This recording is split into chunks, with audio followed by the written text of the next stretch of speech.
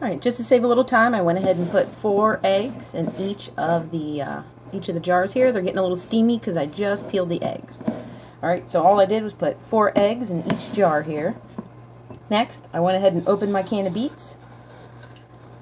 I'm going to pour in an even amount into each one of these. Using the clear jars, it's easy to get them exactly perfect, so you have a consistent flavor in both of them.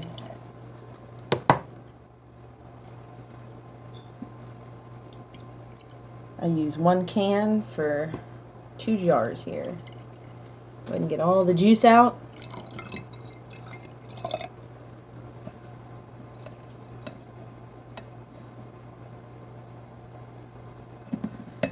Alright, those are pretty even there. I'm going to go ahead and put a couple beets in each one of them.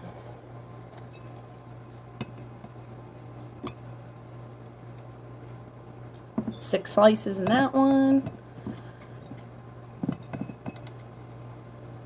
Got about 5 slices in that one. And what I do next, we got to use the apple cider vinegar.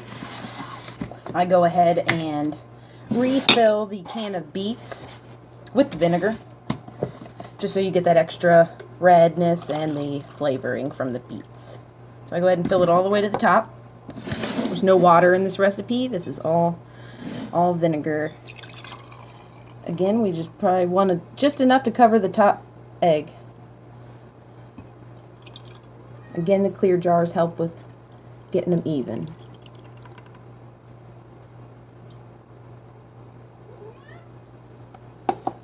It's about even there.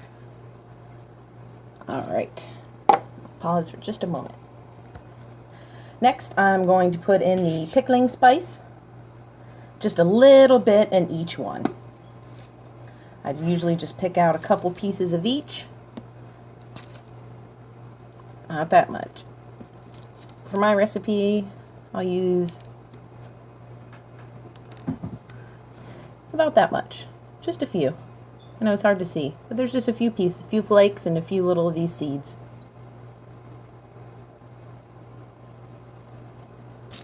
And I go in and pick out these little pieces. Actually, it looks like a little piece of wood, but gives a good flavoring. And then these round things. Got that in that one. Same thing for the other one. Alright, next ingredient I'm going to add is actually one of 2 secret ingredients. The one I'm going to share with you guys is good old sugar.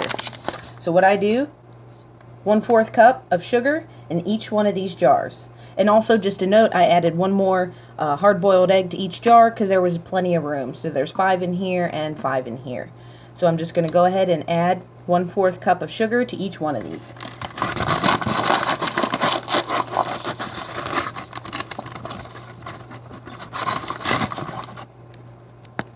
Alright, I went ahead and added sugar to both of these, and I also added the second secret ingredient, which is a secret. So if you're curious, you can go ahead and make a guess. If you guess correctly, I will notify you and tell you how much of it I use.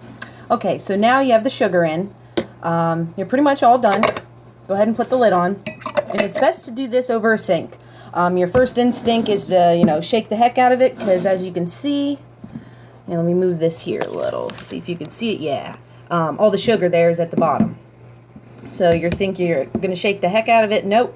Actually, we just kind of roll it like this. Like I said, do it over a sink, but you just kind of roll it. Don't really want to shake it, just roll it. Do that for a while.